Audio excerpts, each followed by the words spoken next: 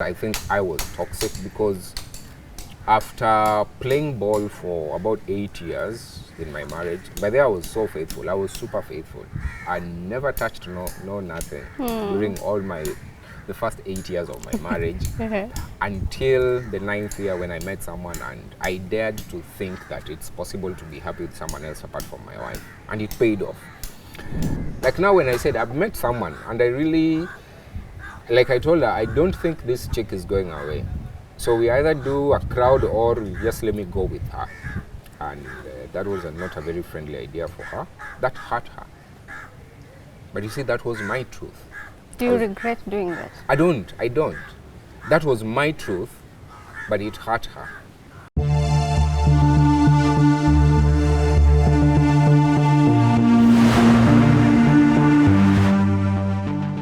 Family, you have seen this next guest on social media. You've seen his scandalous posts and interesting topics that he shares on his social media.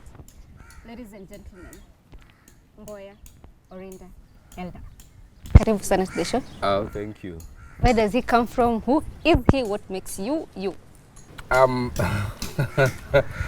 I have an idea of myself that I don't think it makes me me, but I have an idea of myself. I see myself as a free person. I see myself as someone who is brave enough to do it his way. Sure. Yeah. So, but I think the experience that I enjoy most in this life is being a father. So I'm a dad. Yeah. And I'm just a guy who is unplugged and doing it his own way. Yeah.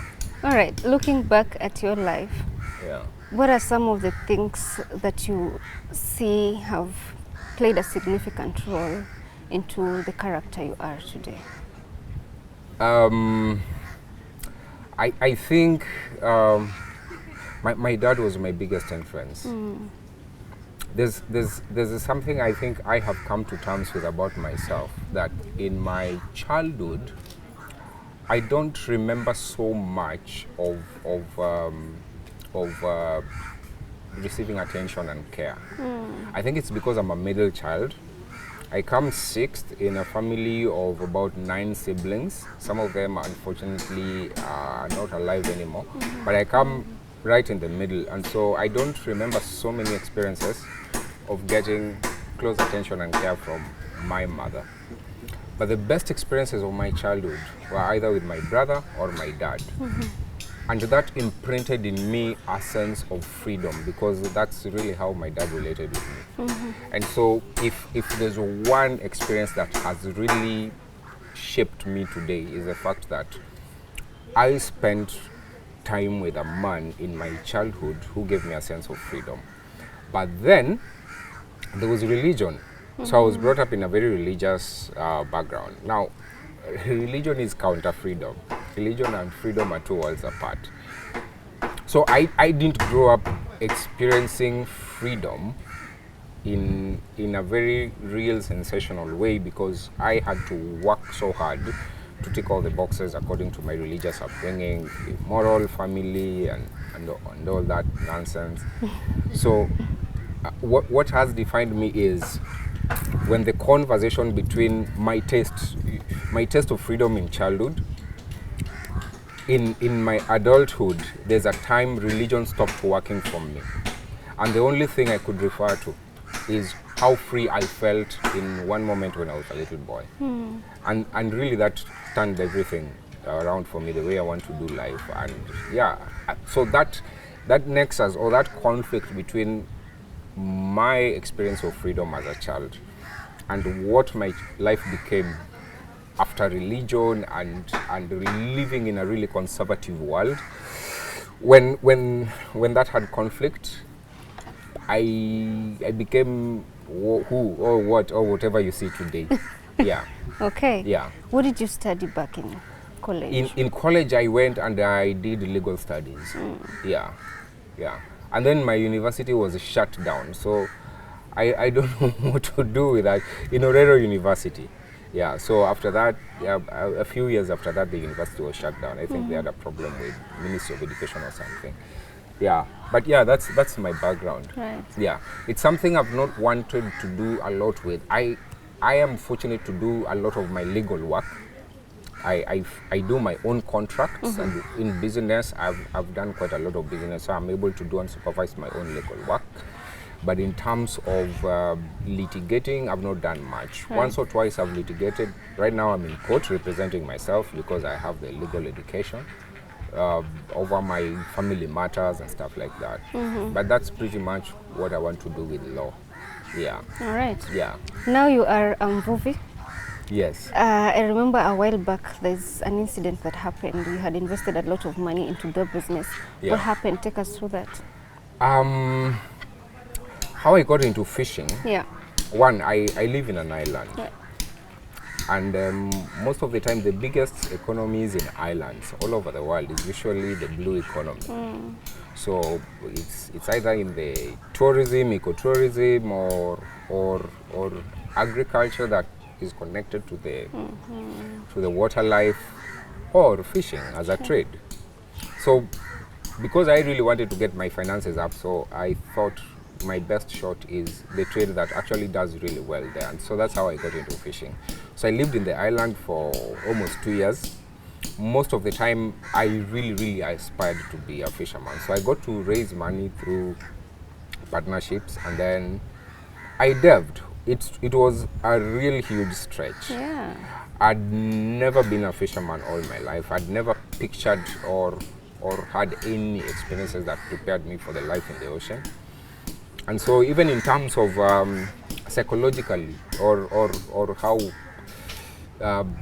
you know the stresses that come with career change. Yeah, it was a whole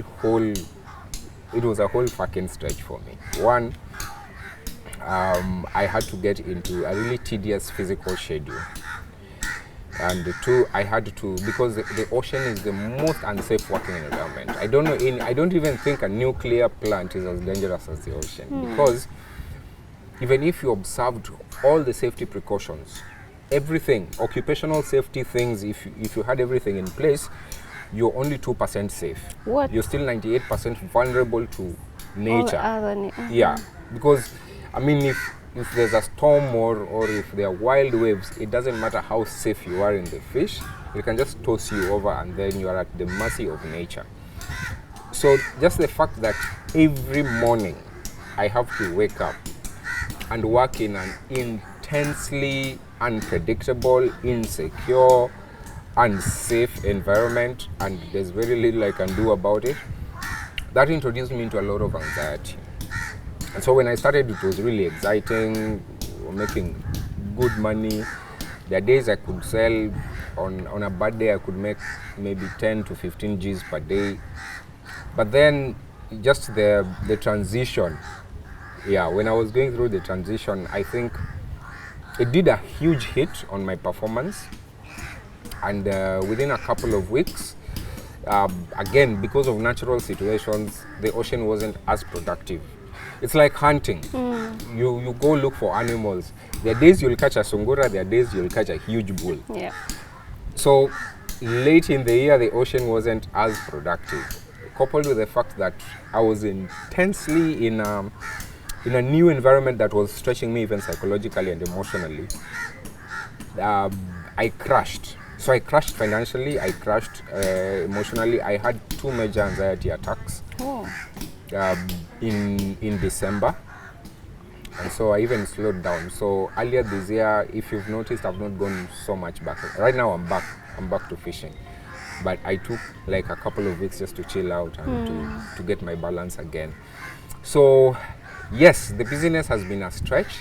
A few weeks ago it felt like over 1 million bob down the drain because the ocean wasn't productive, and I didn't feel mentally or psychologically empowered to just go back and push it again. In fact, I told a friend in December, like, this is my last dance. I've tried practically everything. I said, if this doesn't work me, I'll just hang my boots and say, sera, whatever happens. What's your next option if it's not fishing? I don't know. I sincerely don't know. So it better work. It had better work. Yeah, I sincerely don't know, and I don't know doesn't mean being hopeless. It just doesn't mean it just, for me, it means I have decided not to process too many options to allow me to give this my all. I do or die kind of energy. So I don't want to know how many options I have. I just want to know that I have something life has given me. All right. Ulipokuwa ukisema about the transitioning. Yeah. What were you transitioning from and into? In regards to my marriage? Yeah. You were married 9 years. I was married 9 years. I met my ex-wife about a year before we got married, and we got married in 2011. In church? In a church wedding. And in 2020, early 2020, I walked out. So that's actually about 9 years. When I was leaving, I must admit I didn't have so much clarity. But now looking back, I can confidently say I outgrew marriage. What does that even mean? Transition for me, what that means is, you see, marriage is an institution. Yeah.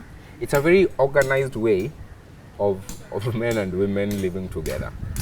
It has rules, it has roles, it has departments. Like a wife or a husband has certain expectations and boxes in which they're supposed to operate and deliver as a wife or husband. So it sounds fine and dandy until you start growing or expanding into who you are beyond the space that marriage can influence. So what people usually do is they either decide to snuff out who they are so that the marriage can survive. Can work, yeah. Or some people will just walk out and say, I am becoming this person who is no longer very functional in a marriage setup, because one, marriage is not designed for freedom. It is not designed for freedom. Marriage is not designed for happiness. Really? I don't think it is. Well, maybe. I don't think it is. And marriage is not designed for growth. And that's why you take vows. Right. What does a vow mean? A vow means I'm going to remain at this level of emotional, mental consciousness towards you for the rest of my life. Like now, if I think you're the best thing to ever happen to me at this moment, if I'm making those vows, I am committing that I'm not going to allow myself to experience a better version of anything apart from you. And that wasn't sitting well with you? It wasn't, not even sitting well. It wasn't working For you. because growth is natural. You can't institutionalize the experience that you can't institutionalize growth. You know, you come to a point where you need to experience life, and I think a question that really tilted the scales for me was, what can I do, or what would my life become if my partner wasn't part of it? What kind of decisions would I have made about my career?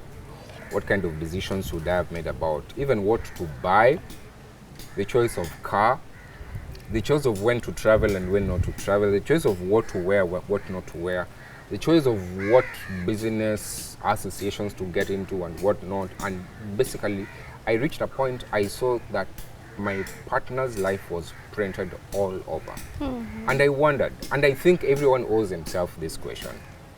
Everyone in a relationship is not supposed to lead to a breakup, but it's supposed to lead to a very honest stock take of whether the relationship is working or not. I think everyone owes themselves this question of, what would my life look like if my partner wasn't there? Let me ask you something. Yeah. Do you think that you as Mboya were the toxic one in the marriage?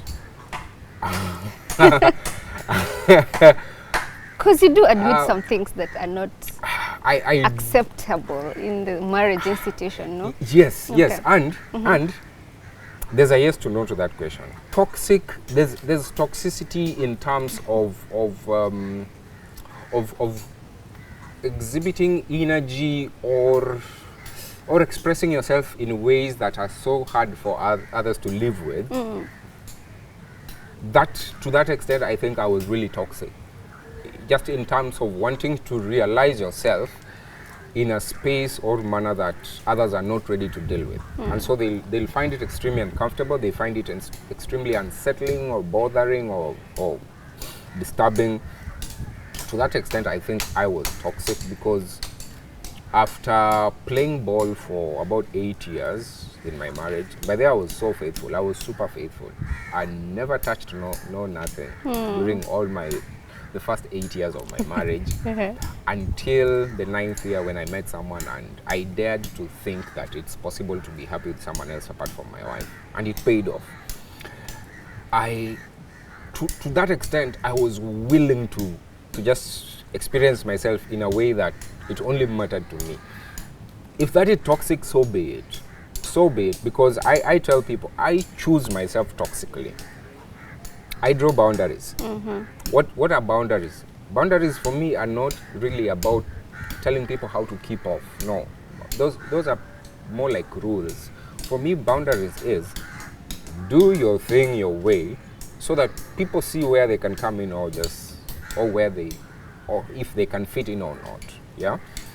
So when I decided to create those boundaries and say I want to do this my way, without allowing the presence of my partner to really influence the direction of my life, to that extent, I think I was really toxic. Did this affect your children? It definitely did. It definitely did, because I snapped them out of what I like to call a Disneyland story. We had a version of Happily Ever After. We had our version of Happily Ever After, and I outgrew that version. I reached a point where I didn't think there's Happily Ever After in this space called marriage. But you see, we had been building something really beautiful for the kids, because they knew mom and dad are here and they were getting the best of both worlds. And then suddenly I snapped out of the equation. So I know in a lot of ways it hit them. Yeah. You do say that you are an amazing dad, but a terrible husband. I do agree. I agree. How do you ensure that you still remain in these children's lives, even though you're not together with your mom? It's drama. Okay. It's drama, but for me, one, I think what really resolved it for me is to make sure that I have enough sanity to stay in my children's life despite not being with their mother. I decided that as a parent, the only, and I think it's valid. I think it's universally valid. I think there's nothing truer than what I'm about to say. As a parent, the only person who can experience me as a parent is my child. Not anybody else, not my followers, not their mother, not my relatives, not their teachers in school. The only one who has a true experience of what it means to be Mboya's child, or what it means for Mboya to be your dad, are my children. And so what I decided is I am just going to work with their script. I'm going to allow my children to experience me and to let me know how they want to experience me as a father. Right. Now that really resolved a lot in terms of, because I knew it was going to be difficult to see them as much as we were used to. And I knew it was going to be difficult to agree with their mother on a lot of things, especially on how to do parenting. And so I decided not to fight those battles. I've decided that any time I get to spend with them, a lot of school holidays I get to spend with them, and then they're with their mother during school, or even during their midterms, I get to spend time with them. Any time I spend with them, I resolve that conflict by allowing them to experience me the way they want. Yeah. I That don't know you if that detect- makes yeah, sense to you, actually but it I does. want them to experience me the way they want their father to show up. And I do my best. And sometimes they want me to show up in ways that maybe I am not ready, especially financially. Sometimes they have expectations, and then daddy is not able to afford that at the moment. But I still tell them, you know what? This is my best. Yeah. Yeah. And it resolves it for me. It's been tough being away from them because I homeschooled them, so I spent a lot of time with them when I was in the marriage. Yeah. So we really had a close bond. So when I clicked the left button, it was tough. But that has worked for me. Just knowing that, allow them to experience me the way they want. Yeah, whenever we get an opportunity. Who filed the divorce? I filed. I filed because I'd come to a point where I was sure I had outgrown the way we were doing marriage. Yeah. So I gave my wife a few ideas of how I wanted it done, and it didn't sound very nice to her. One, I was removing what we called boundaries, and I say I just want to be free. I just want to be with anyone whenever I want. I don't think that being with you should stop me from being with anyone. So that definitely was not going to work for her. I didn't like the idea of accountability the way we were doing it. I was raised into that culture, but at some point it was no longer even mentally healthy for me because it was more of a policing way of doing things. And I take responsibility. It's how I know, or it's what I knew. And so I entered marriage with that kind of arrangement of be accountable, let your spouse know what you're up to every time. At some point it wasn't working for me. I felt like now I was being policed and all that. So when I told her that I want to change this settings, it was impossible.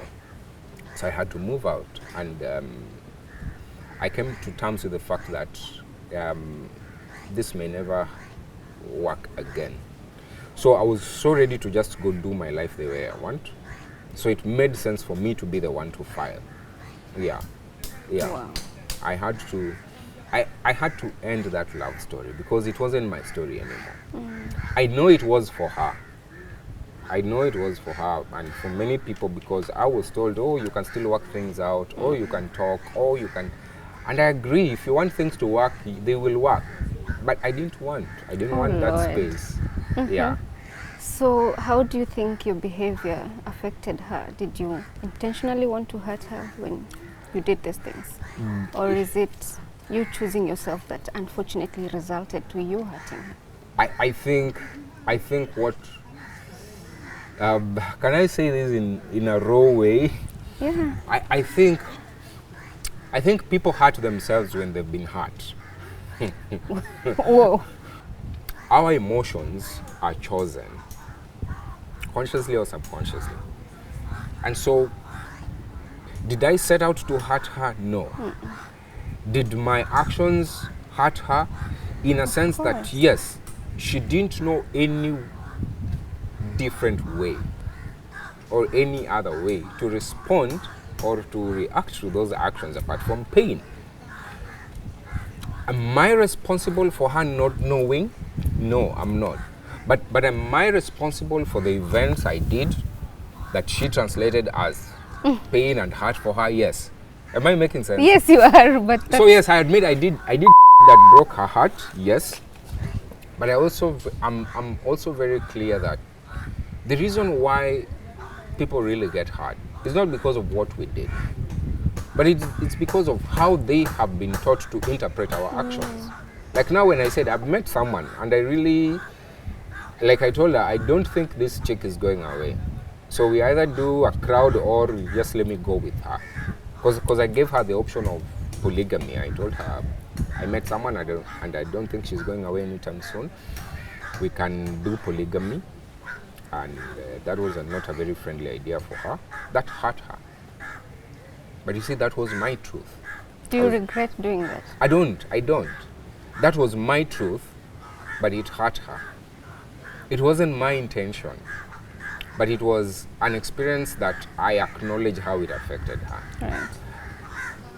So I don't know how to, I don't know where to draw the line so that I don't sound like I'm being indifferent to her pain, but I accept I did everything I did. I accept it had that effect on her, but I also accept that I am not responsible for why she only knows how to interpret that as a painful experience and not as freedom. Because I was actually asking for freedom. And giving her freedom. And giving her freedom. But I understand because I was also there for some time. I would have felt equally hurt. Sure. But not because really what they did hurt me, is because I did not have the tools to free myself from just expecting happiness from people just because we said I do. Yeah. Okay. Yeah.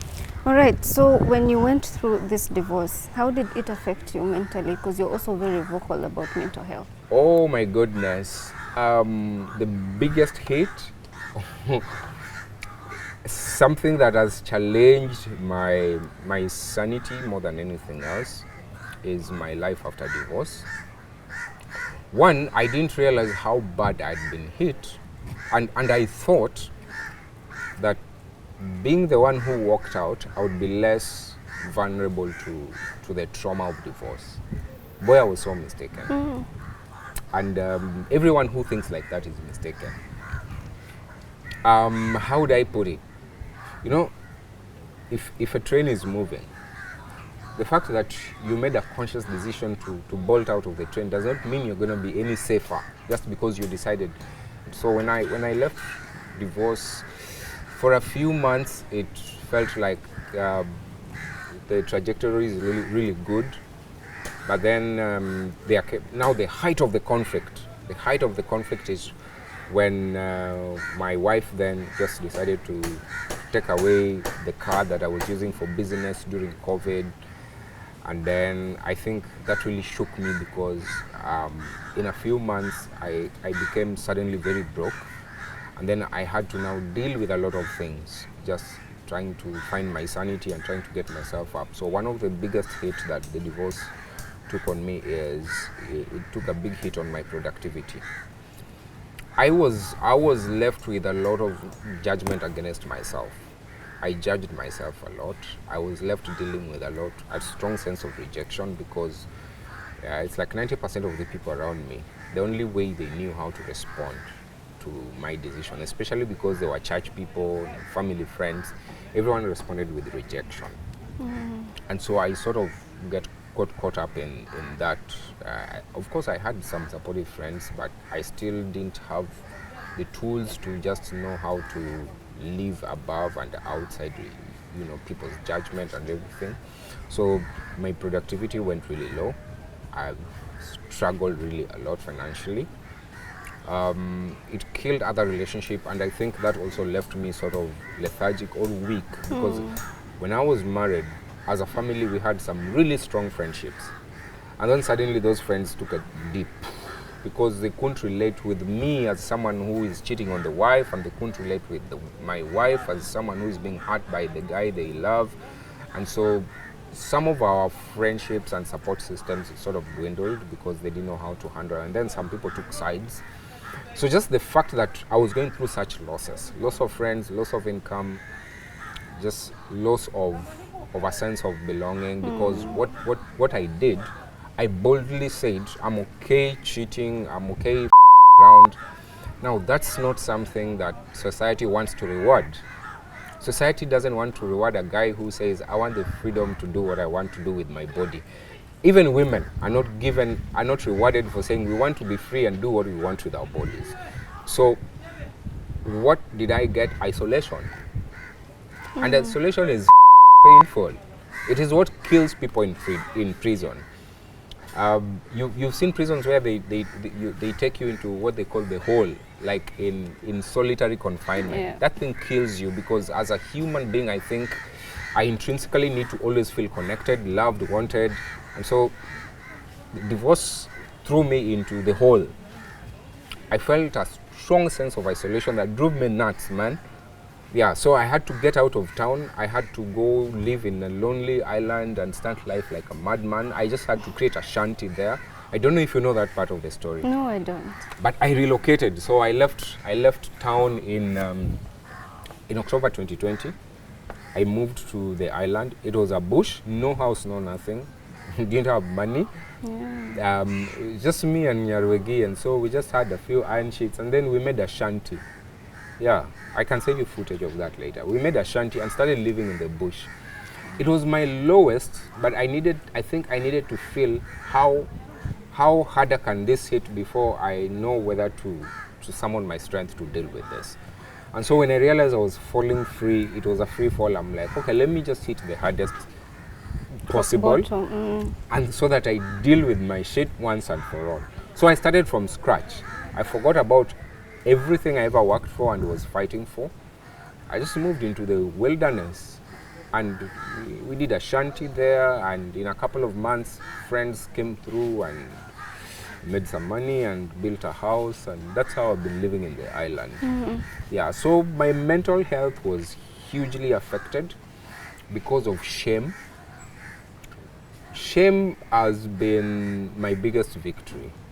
I think it was my biggest impediment, and it's one of the things I think I've really done a good job with, because shame was me creating conversations that make me feel unworthy for just being me. I mean, I just wanted around, and there's no problem with that. But shame would make me feel unworthy for doing that, or even for wanting to do that.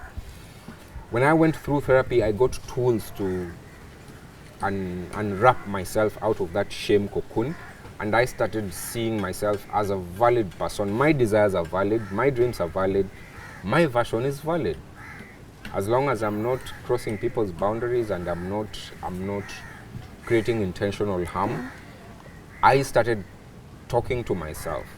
So hit rock bottom, living in the bush, but I knew getting money and building a nice house was not the quickest solution I wanted. I had to deal with the software of why I was there. And it was because of shame. I felt like a loser. And I had to unwire myself out of that. So my mental health journey has been a journey of trying to and successfully overcoming shame. What is shame? Conversations that make us feel unworthy about ourselves. When we tell ourselves we are unworthy just because of the events that people think make us unworthy. So those conversations, I've had to wrestle them. So my entire mental health journey has been a journey of wrestling those conversations. Yeah. Where are you now in that space? Do you think you're better? I think I am. I genuinely think I am. And what men go through is when they have those conversations that make them feel, and most of those conversations have an effect on us when we have them with ourselves.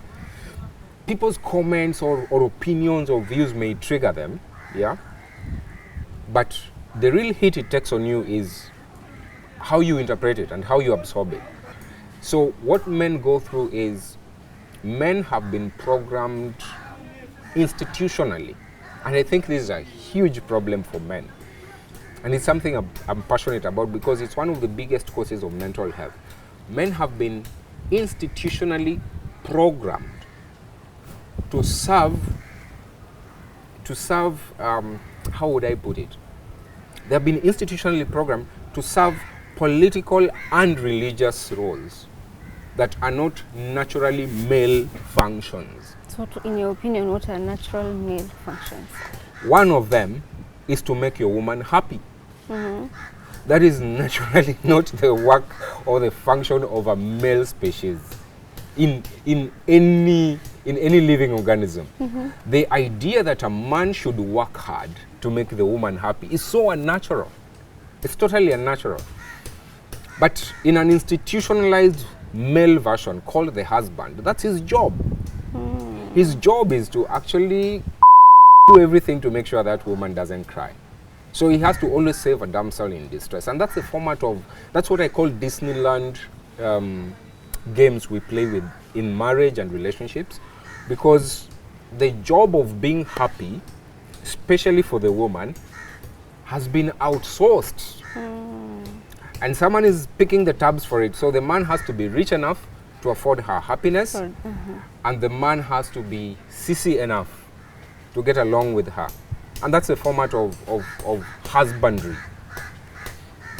What does that do to men?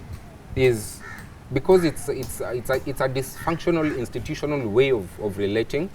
At some point it wears you out, and then you realize you could be really high performing as a husband. You know, you're providing and you're making all the sacrifices to make your wife happy, but it doesn't meet your genuine needs as a person. But it works for the functionality of marriage, being a husband, bills are paid, and you're not cheating, or you're accountable, or you're available, or you know, all that nonsense. So what happens is, at some point it crumbles because you realize that you're putting out so much, but your authentic emotional needs as a person are not being met. So you're not growing organically as a person. You could be growing career-wise, you could be growing investment-wise, but you're not growing in your consciousness as a person. Like, you're not asking yourself, is this the experience I want to have with myself intrinsically, without the influence of everyone? Is it the experience I want to take myself through? Most of the time, we don't even answer that question, because marriage makes you think of your obligations. Right. So you say, I could have done this, but I'm married. I could have done this, but there are kids. I could have done this, but my wife or my partner.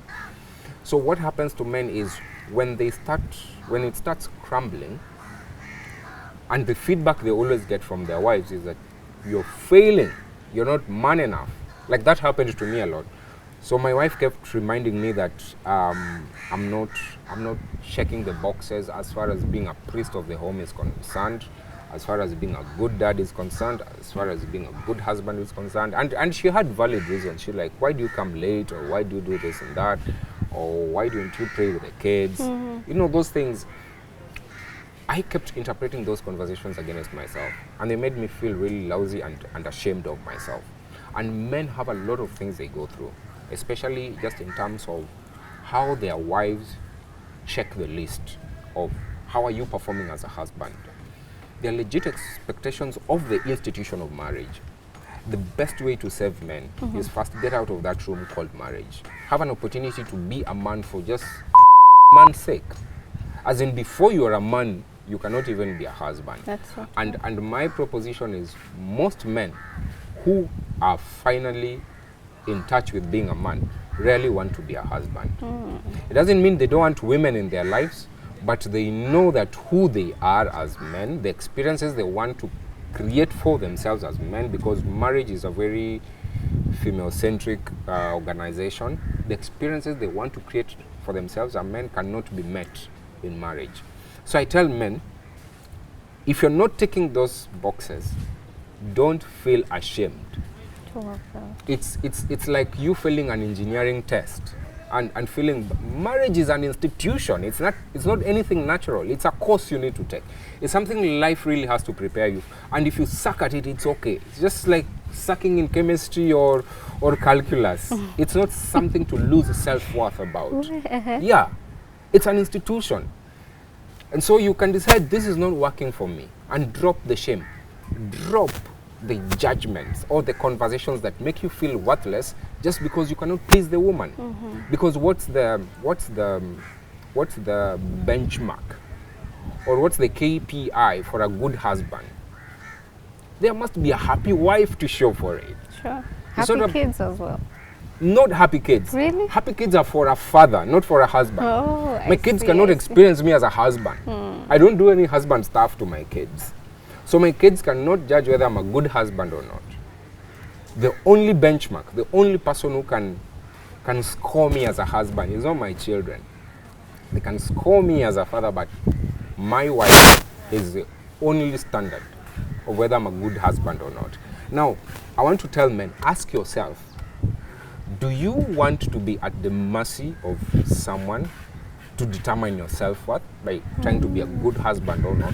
Why don't you just be a man and be the best you can be as a man without any roles, and tell yourself and score yourself on that? Wow. Yeah. You do have a message for men, especially as we are headed to the Valentine's season. Yeah. What is it that you're having planned for that day? I'm really passionate about getting men to unwire themselves from shame. And one thing that made me think of what I want to do on Valentine's Day is, in my group of friends, I would say over half the men that I know directly, my own men, my own boys, are all going through either going through or have gone through messy marriage situations. I don't blame the wives. I just think because of shame or because of a dysfunctional design of human relationship called marriage, they found themselves in spaces they can't deliver. And so what I thought of doing is just to have a conversations with men on this Valentine's Day, a real men's conference to just help men unpack shame. Just unpack and walk out of shame, walk out of conversations that you've been programmed to have as a man that make you feel unworthy. That's what I want to do on Valentine's Day. So we're going to have a men's conference live on my wall, and probably any other person who would want to share the link. We're going to have a men's conference. Yeah, that's the message. A real one this time. A real men's conference this time. Yeah. How can people Whatever they find- want to do with the girls, it's up to them. But you can just follow me on Mboya Orinda. That's on Facebook. No? That's on Facebook. Yeah, Facebook is my most active platform. Mboya Orinda on Facebook, and we'll do the live. Yeah. What's the one message you have for your family? And before that, what's your relationship with the in-laws? The ex-in-laws? I don't have a relationship with my ex-in-laws anymore. The last time I spoke to any of them was just a week or two after our separation, and I don't think we'll ever speak again. But if we do, we'll say what needs to be said.